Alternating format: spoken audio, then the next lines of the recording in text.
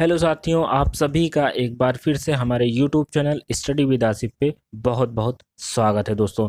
जैसा कि ज्योग्राफी का प्रैक्टिस सेशन की क्लास चल रही है दोस्तों, और इसमें आज 8वीं क्लास हमारी होगी, 8वीं प्रैक्टिस सेशन होगा हमारा।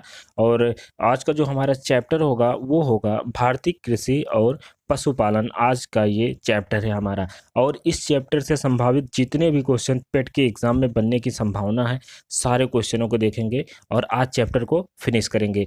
चलिए दोस्तों, आज की क्लास को शुरू करते हैं और बने रहिएगा आप हमारे साथ अंत तक, और ये क्लास आपके लिए बहुत ही फ़ायदेमंद है। तो चलिए दोस्तों, क्लास को शुरू करते हैं। और शुरू करने से पहले यदि आप हमारे चैनल पर नए हो तो दोस्तों चैनल को ज़रूर सब्सक्राइब कर लेना और बेल आइकन को प्रेस कर देना, जिससे आपको नए क्लास की नोटिफिकेशन मिलती रहे। चलिए दोस्तों, क्लास को शुरू करते हैं और आज का पहला क्वेश्चन देखते हैं। आज का पहला क्वेश्चन ये रहा आपके सामने। आज का पहला क्वेश्चन है, ऑपरेशन फ्लड। ऑपरेशन फ्लड किससे संबंधित है? ये आज का पहला क्वेश्चन है और आपको इसका आंसर बताना है दोस्तों कि ऑपरेशन फ्लड किससे संबंधित है। और चारों ऑप्शन आपके सामने दिए गए हैं। आपको चारों ऑप्शन में पहला ऑप्शन है बाढ़ नियंत्रण, पीने के पानी की व्यवस्था और दुग्ध उत्पादन, और उपयोग में से कोई नहीं। ये चारों ऑप्शन दिए गए हैं। आपको राइट आंसर बताना है दोस्तों कि ऑपरेशन फ्लड किससे संबंधित है। और यहाँ पे आप कमेंट करके आंसर बता सकते हैं सारे क्वेश्चनों के। और यहाँ पे राइट आंसर की बात किया जाए दोस्तों, यहाँ पे जो आपका राइट आंसर हो जाएगा वो हो जाएगा दुग्ध उत्पादन। ऑपरेशन फ्लड जो है वो दुग्ध उत्पादन से संबंधित है दोस्तों। और ऑपरेशन फ्लड जो है इसके जनक जो हैं डॉक्टर वर्गीस कुरियन हैं, जिसे श्वेत क्रांति नाम दिया गया था।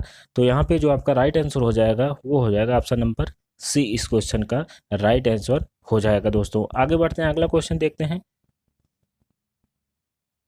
अगला क्वेश्चन है, देश में प्रथम कृषि विश्वविद्यालय की स्थापना किस वर्ष हुई थी? ये आज का दूसरा क्वेश्चन है। और आपको बताना है कि प्रथम कृषि विश्वविद्यालय की स्थापना कब हुई थी। और जो ऑप्शन दिया गया है वो है 1950, 1960, 1970 ईस्वी में या 1980 ईस्वी में। ये चारों ऑप्शन दिए गए हैं। आपको राइट आंसर बताना है कि देश में प्रथम कृषि विश्वविद्यालय की स्थापना कब हुई थी। तो यहाँ पे राइट आंसर की बात किया जाए दोस्तों, तो यहाँ पे जो राइट आंसर आपका हो जाएगा वो हो जाएगा ऑप्शन नंबर बी। 1960 में प्रथम कृषि विश्वविद्यालय की स्थापना की गई थी दोस्तों। तो यहाँ पे ऑप्शन नंबर बी इस क्वेश्चन का राइट आंसर हो जाएगा। आगे बढ़ते हैं, अगला क्वेश्चन देखते हैं। अगला क्वेश्चन है, भारत में शीत ऋतु में शीतोष्ण पश्चिमी विक्षोभ से होने वाली वर्षा किन फसलों के अधिक उत्पादन में सहायक होती है? दोस्तों बताना है आपको, शीत ऋतु में जो पश्चिमी विक्षोभ से होने वाली वर्षा वो किन फसलों के अधिक उत्पादन में सहायक होती है।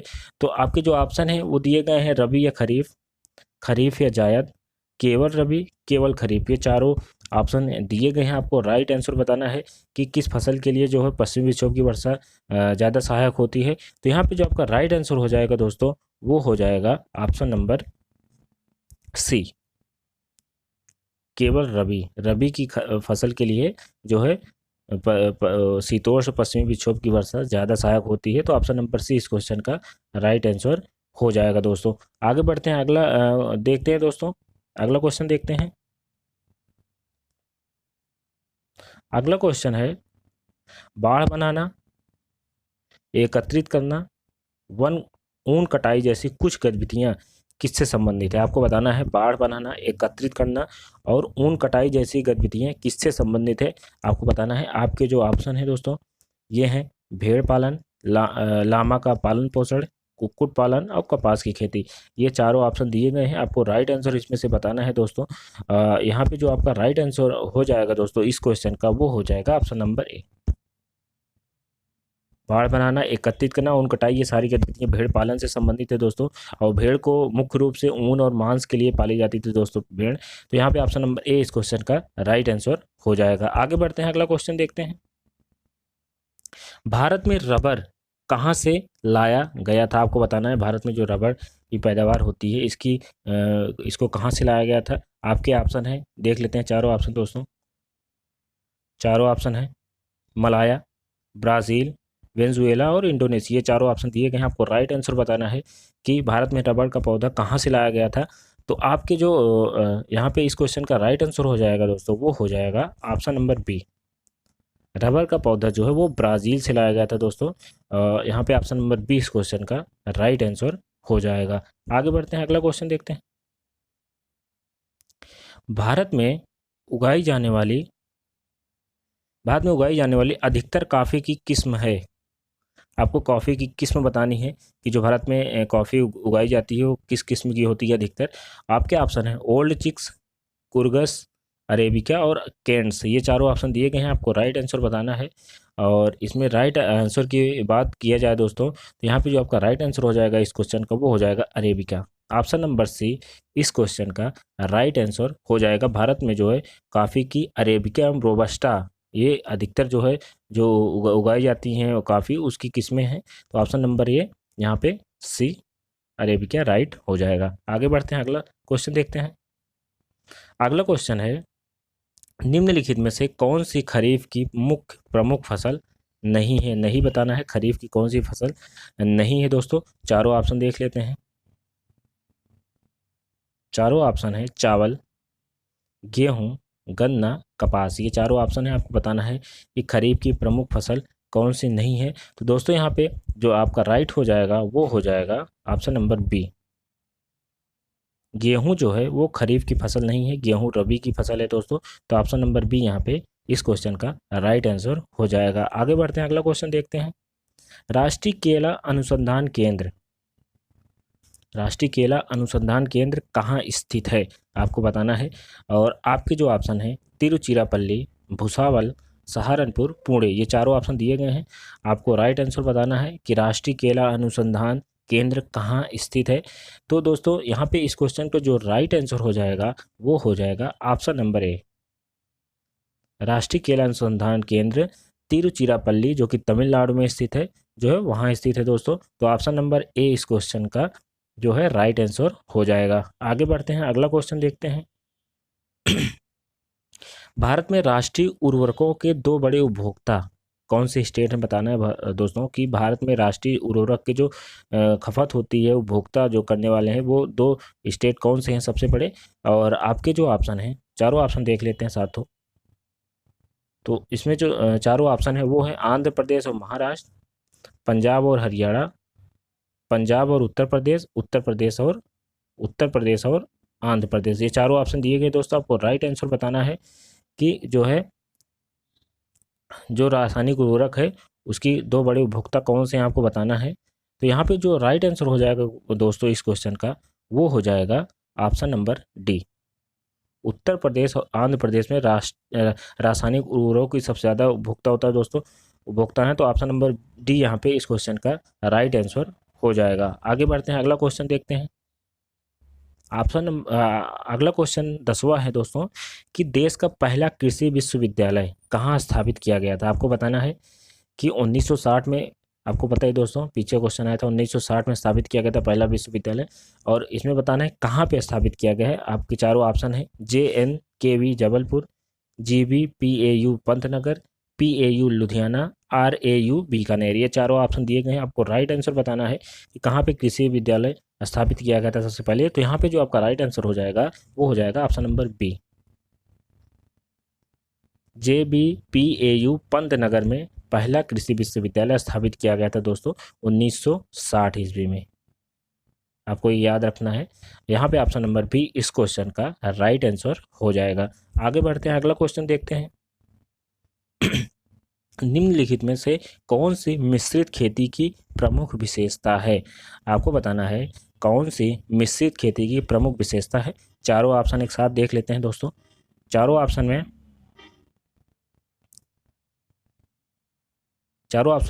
नकदी खाद्य दोनों शस्यों की साथ साथ खेती, दो या दो से अधिक शस्यों की एक ही साथ में उगाना, और पशुपालन और शस्य को उत्पादन को एक साथ करना, और उपयोग में से कोई नहीं। ये चारों ऑप्शन दिए गए हैं, आपको राइट आंसर बताना है इनमें से कौन सा राइट आंसर हो जाएगा। तो इस क्वेश्चन को जो राइट आंसर हो जाएगा दोस्तों वो हो जाएगा ऑप्शन नंबर सी, पशुपालन और शस्य उत्पादन को एक साथ करना। ये जो है यहाँ पे राइट हो जाएगा। ऑप्शन नंबर सी इस क्वेश्चन का राइट आंसर हो जाएगा दोस्तों। आगे बढ़ते हैं, अगला क्वेश्चन देखते हैं। निम्नलिखित में से निम्नलिखित राज्यों में से कौन भारत में ठेकेदारी कृषि को लागू करने में अग्रणी है। जहाँ पे ठेकेदारी पे कृषि होती है दोस्तों, आपको बताना है कौन सा राज्य अग्रणी है उसमें। आपके जो ऑप्शन है वो है हरियाणा, पंजाब, तमिलनाडु और आंध्र प्रदेश। ये चारों ऑप्शन दिए गए हैं, आपको राइट आंसर इनमें से बताना है। तो इस क्वेश्चन का जो राइट आंसर हो जाएगा दोस्तों, भारत में ठेकेदारी कृषि को लागू करने में सबसे अग्रणी जो है वो है option number B, Punjab. Punjab जो है इसमें अग्रणी है। तो यहाँ पे ऑप्शन नंबर बी इस क्वेश्चन का राइट आंसर हो जाएगा। आगे बढ़ते हैं, अगला क्वेश्चन देखते हैं। एक मार्ग है, एक मार्ग क्या है आपको बताना है। एक मार्ग क्या है, चारों ऑप्शन देख लेते हैं। एक मार्ग क्या है आपको बताना है। एक मार्ग जो है अंडा उत्पादन है तो एक सहकारी समिति है, या कृषकों की एक सहकारी समिति है, या अंडों की एक विनियमित मंडी है, या गुणवत्ता गारंटी की मुहर है। ये चारों ऑप्शन दिए गए हैं, आपको बताना है कि एक मार्ग इनमें से क्या है। आप इसका आंसर कमेंट बॉक्स में बता सकते हैं दोस्तों। और यहाँ पे इस क्वेश्चन का जो राइट आंसर हो जाएगा वो है ऑप्शन नंबर डी। एक मार्ग जो है गुणवत्ता गारंटी की मुहर है दोस्तों। तो यहाँ पे जो आपका राइट आंसर हो जाएगा वो डी हो जाएगा। तो ये जो है 1938 से लागू है, और 1938 से अब तक ये जो है लागू है दोस्तों। एक मार्ग की जो है वो गुणवत्ता गारंटी की मुहर है। तो ऑप्शन नंबर डी इस क्वेश्चन का राइट आंसर हो जाएगा। आगे बढ़ते हैं, अगला क्वेश्चन देखते हैं। गेहूं की खेती के लिए निम्नलिखित में से क्या आवश्यक है, आपको बताना है। गेहूं की खेती के लिए निम्नलिखित में से क्या आवश्यक है। और आपके जो ऑप्शन है सामान्य तापमान तथा भारी, सामान्य तापमान तथा भारी वर्षा होगा दोस्तों। यहाँ पे भारी वर्षा, सामान्य तापमान तथा भारी वर्षा, आर्द्र तापमान तथा भारी वर्षा, आर्द्र तापमान तथा सामान्य वर्षा। ऑप्शन नंबर डी है सामान्य तापमान तथा सामान्य वर्षा। ये चारों ऑप्शन आपको दिए गए हैं, आपको राइट आंसर बताना है दोस्तों। इनमें से कौन सा राइट हो जाएगा। तो मैं बता दूं दोस्तों, गेहूं के उगते समय जो ठंडी तथा आर्द्र जलवायु की आवश्यकता होती है गेहूं को, और गेहूं जब बोया जाता है उस समय सामान्य वर्षा जो कि 10 डिग्री से 15 डिग्री सी के 10 डिग्री और 10 से 15 डिग्री सी तापमान की ज़रूरत होती है दोस्तों। और फसल पकते समय, जब फसल पकने का टाइम आता है गेहूं की, 20 डिग्री से 25 डिग्री का तापमान की आवश्यकता होती है। तो यहाँ पे कुल मिला के जो आपका राइट आंसर यहाँ पे हो जाएगा वो हो जाएगा ऑप्शन नंबर डी, सामान्य तापमान और सामान्य वर्षा। यहाँ पे आपका राइट हो जाएगा। तो ऑप्शन नंबर डी इस क्वेश्चन का राइट आंसर हो जाएगा दोस्तों। आगे बढ़ते हैं, अगला क्वेश्चन देखते हैं।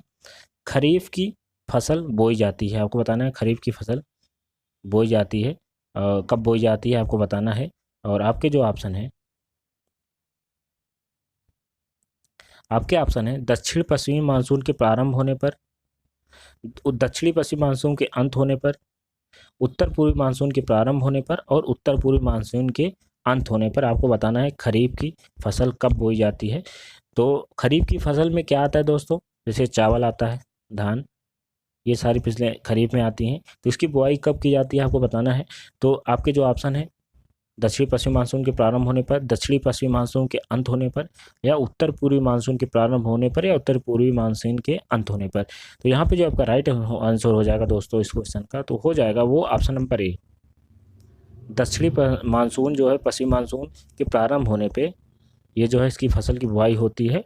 तो ऑप्शन नंबर ए यहाँ पे इस क्वेश्चन का राइट आंसर हो जाएगा दोस्तों। आगे बढ़ते हैं, अगला क्वेश्चन देखते हैं। वर्ष भर बोई जाने वाली फसल कौन सी है, आपको बताना है वर्ष भर कौन सी फसल बोई जाती है। और आपके जो ऑप्शन है वो है उड़द, गेहूं, राई और मक्का। ये चारों ऑप्शन दिए गए हैं, आपको राइट आंसर बताना है कि वर्ष भर कौन सी फसल इसमें से बोई जाने वाली है। तो इस क्वेश्चन को जो राइट आंसर हो जाएगा वो हो जाएगा ऑप्शन नंबर डी, मक्का जो है वर्ष भर बोई जाने वाली फसल है। तो यहाँ पे ऑप्शन नंबर डी इस क्वेश्चन का राइट आंसर हो जाएगा दोस्तों। आगे बढ़ते हैं, अगला क्वेश्चन देखते हैं। वर्षा ऋतु के मौसम के बाद उगाई जाने वाली फसलें क्या कहलाती हैं, आपको बताना है कि वर्षा ऋतु जब हो जाती है दोस्तों उसके बाद जो फसल उगाई जाती है उसे क्या बोला जाता है। और आपके जो ऑप्शन है चारों देख लेते हैं।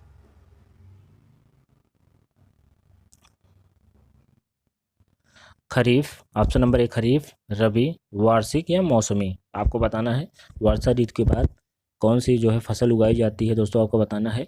तो यहाँ पे जो आपका राइट आंसर हो जाएगा वो हो जाएगा option number B, option number B इस क्वेश्चन का राइट आंसर हो जाएगा। और वर्षा ऋतु के बाद जो शीतकाल प्रारंभ होता है अक्टूबर या दिसंबर तक, रबी की फसलें बोई जाती हैं दोस्तों। और इन फसलों जो ये फसलें सिंचाई पर निर्भर होती हैं टोटली। और इसके अंतर्गत जो फसल आती है रबी की वो होती है गेहूँ, मसूर, सरसों, ये सब फसलें रबी की फसलें होती हैं। तो ऑप्शन नंबर बी यहाँ पे इस क्वेश्चन का राइट आंसर हो जाएगा। आगे बढ़ते हैं, अगला क्वेश्चन देखते हैं। निम्नलिखित में से कौन सा राज्य कॉफ़ी का सबसे अधिक उत्पादन करता है? आपको बताना है कॉफ़ी का सबसे अधिक उत्पादन करता है कौन सा राज्य, आपको बताना है। आपके जो ऑप्शन है वो है कर्नाटक, तमिलनाडु, केरल और गोवा। ये आपको बताना है इनमें से कौन सा कॉफ़ी का सबसे अधिक उत्पादन करता है। तो इस क्वेश्चन का जो राइट आंसर हो जाएगा दोस्तों वो हो जाएगा ऑप्शन नंबर 1 कर्नाटक। कर्नाटक जो है कॉफ़ी का सबसे अधिक उत्पादन करता है। तो ऑप्शन नंबर ए इस क्वेश्चन का राइट आंसर हो जाएगा दोस्तों। आगे बढ़ते हैं, अगला क्वेश्चन देखते हैं। निम्नलिखित में से गर्म मसालों का मुख्य उत्पादक क्षेत्र कौन सा है? आपको बताना है गर्म मसालों का मुख्य उत्पादक क्षेत्र कौन सा है। ऑप्शन देख लेते हैं दोस्तों चारों। ऑप्शन है दक्कन ट्रैप, मालाबार तट, कोरोमंडल तट, सुंदरवन डेल्टा। ये चारों ऑप्शन है दोस्तों, आपको बताना है इनमें से कौन सा जो है गर्म मसालों का मुख्य उत्पादक क्षेत्र है। और यहाँ पे इस क्वेश्चन के जब राइट आंसर की बात किया जाए दोस्तों, तो यहाँ पे जो राइट आंसर हो जाएगा वो हो जाएगा ऑप्शन नंबर बी, मालाबार तट जो है गर्म मसालों का मुख्य उत्पादक क्षेत्र है। और मालाबार तट जो है ये जो है मंगलुरु से कुमारी अंतरीप तक 500 किलोमीटर की लंबाई में विस्तृत एक तटीय मैदान है जिसे मालाबार तट बोला जाता है दोस्तों। तो ऑप्शन नंबर बी इस क्वेश्चन का राइट आंसर हो जाएगा। आगे बढ़ते हैं, अगला क्वेश्चन देखते हैं। हरित क्रांति से अभिप्राय है, हरित क्रांति से क्या अभिप्राय है आपको बताना है। हरित क्रांति ऑप्शन नंबर ए है हरी खाद का प्रयोग, अधिक फसल उगाना, भारी वनस्पति और उच्च उत्पाद विविधता प्रोग्राम। आपको बताना है कि हरित क्रांति से क्या अभिप्राय है। चारों ऑप्शन आपके सामने हैं, तो राइट आंसर आपको बताना है दोस्तों। तो इस क्वेश्चन का हरित क्रांति की बात किया जाए दोस्तों, हरित क्रांति शब्द का प्रयोग सर्वप्रथम जो है उसको अमेरिकी विद्वान डॉक्टर विलियम गॉड ने किया था। हरित क्रांति के सबसे पहले जो शब्द का प्रयोग किया था विलियम गॉड ने किया था, जो एक अमेरिकी विद्वान थे। और इसको हरित क्रांति को जो प्रारंभ किया गया था दोस्तों वो 1966 ईस्वी में माना जाता है लगभग। और भारत में जो है इस क्रांति का जो जनक है दोस्तों हरित क्रांति का, उसे माना जाता है MS स्वामीनाथन जी को माना जाता है। और यहाँ पे इस क्वेश्चन का जो राइट आंसर हो जाएगा इसका अभिप्राय जो है वो है उच्च उत्पाद विविधता प्रोग्राम से। उच्च उत्पाद विविधता प्रोग्राम से इसका आशय है दोस्तों। तो ऑप्शन नंबर डी इस क्वेश्चन का राइट आंसर हो जाएगा। आगे बढ़ते हैं, अगला क्वेश्चन देखते हैं। भारत में सिंचित क्षेत्र के सबसे अधिक भाग पर खेती की होती है, किस फसल की पैदावार होती है दोस्तों। तो भारत में सिंचित क्षेत्र के सबसे अधिक भाग पर खेती होती है, आपको बताना है। तो आपके ऑप्शन है गन्ने की, चावल की, कपास की, गेहूं की। आपको ये चारों ऑप्शन दिए गए हैं, आपको राइट आंसर बताना है कि जो है भारत में सिंचित क्षेत्र के सबसे अधिक भाग पर खेती किस चीज़ की होती है। तो यहाँ पे जो आपका राइट आंसर हो जाएगा दोस्तों वो हो जाएगा ऑप्शन नंबर बी, चावल की होती है। सिंचित क्षेत्र में सबसे ज़्यादा कृषि चावल की होती है। तो यहाँ पे जो आपका राइट आंसर हो जाएगा वो हो जाएगा ऑप्शन नंबर बी, संपूर्ण विश्व के 20% चावल का उत्पादन भारत में होता है दोस्तों। तो यहाँ पे ऑप्शन नंबर बी इस क्वेश्चन का राइट हो जाएगा। आगे बढ़ते हैं, अगला क्वेश्चन देखते हैं। भारत में पीली क्रांति का संबंध है, पीली क्रांति का संबंध किससे है आपको बताना है। धान के उत्पादन से, तिलहन के उत्पादन से, फूलों के उत्पादन से, चाय के उत्पादन से। ये चारों ऑप्शन है, आपको बताना है कि ये पीली क्रांति का संबंध किससे है। तो यहाँ पे राइट आंसर की बात किया जाए दोस्तों, पीली क्रांति जो है वो तिलहन के उत्पादन से संबंधित है। ऑप्शन नंबर 20 क्वेश्चन का राइट आंसर हो जाएगा दोस्तों। और इस क्रांति की शुरुआत मुख्य रूप से 1986 में लगभग मानी गई है दोस्तों। 1986 पीली क्रांति की जो है वो मानी गई है दोस्तों। तो ऑप्शन नंबर 20 क्वेश्चन का राइट आंसर हो जाएगा। आगे बढ़ते हैं, अगला क्वेश्चन देखते हैं। निम्नलिखित में से किसको भारत में नकदी फसल माना जाता है? इसमें से कौन सी नकदी फसल है आपको बताना है। आपके जो ऑप्शन है मक्का और चना, प्याज और गेहूं, ये चारों ऑप्शन दिए गए हैं। नकदी फसल कौन माना गया है दोस्तों, इसमें बताना है आपको। तो इस क्वेश्चन का जो राइट आंसर हो जाएगा दोस्तों वो हो जाएगा मक्का। मक्का को नकदी फसल माना गया है। ऑप्शन नंबर ए इस क्वेश्चन का राइट आंसर हो जाएगा। आगे बढ़ते हैं, अगला क्वेश्चन देखते हैं। काटो और जलाओ कृषि से क्या तात्पर्य है? क्या तात्पर्य है काटो और जलाओ कृषि से, आपको बताना है। तो यहाँ पे जो आपके ऑप्शन है, मिश्रित खेती को, आलू की खेती की विधि को, स्थानांतर खेती को और वनोन्मूलन की प्रक्रिया को। काटो जलाओ कृषि से क्या, किस चीज़ का तात्पर्य है दोस्तों? तो इस क्वेश्चन को जो राइट आंसर हो जाएगा इस क्वेश्चन का, वो हो जाएगा ऑप्शन नंबर सी, स्थानांतरण खेती को जो है काटो और जलाओ कृषि से तात्पर्य है स्थानांतरण खेती का। इसमें क्या होता है दोस्तों, इसके अंतर्गत वनों को जलाकर भूमि साफ करके 2-3 वर्ष तक फसल उगाई जाती है, और जब भूमि की जो उर्वरता है जब नष्ट हो जाती है दोस्तों, तो उसे फिर छोड़ दिया जाता है। तो यहाँ पे जो इसे ही स्थानांतरित खेती बोला जाता है। तो ऑप्शन नंबर सी इस क्वेश्चन का राइट आंसर हो जाएगा। चलिए दोस्तों, आखिरी क्वेश्चन की ओर बढ़ते हैं। आज का आखिरी क्वेश्चन है, चाय का उत्पादन होता है कहाँ पे? कहाँ पे होता है चाय का उत्पादन, आपको बताना है। आपके चारों ऑप्शन देख लेते हैं दोस्तों। चाय का उत्पादन कहाँ होता है? पर्वत पर, पठार पर, पर्वतीय घाटी पर या पहाड़ी ढाल पर? ये चारों ऑप्शन है, आपको बताना है चाय का उत्पादन कहाँ होता है। तो यहाँ पे इस क्वेश्चन का जो राइट आंसर हो जाएगा वो हो जाएगा ऑप्शन नंबर डी, पहाड़ी ढाल पर चाय का उत्पादन होता है। तो ऑप्शन नंबर डी इस क्वेश्चन का राइट आंसर हो जाएगा दोस्तों। तो ये रही आज की क्लास दोस्तों, आज का सेशन। और आपको ये सेशन कैसा लगा आप इसे कमेंट बॉक्स में बता सकते हैं। आपको वीडियो अगर अच्छी लगी हो तो आप इसे दोस्तों में अपने शेयर कर सकते हैं, जिससे उन्हें भी इस क्लास का पूरा फ़ायदा मिल सके। तो दोस्तों बस आज की क्लास यहीं तक, मिलते हैं अगली क्लास में आप सबसे नए लेक्चर के साथ, नए प्रैक्टिस सेशन के साथ। आप सभी का मेरे साथ जुड़ने के लिए बहुत बहुत धन्यवाद दोस्तों। मिलते हैं अगली क्लास में। Thank you very much.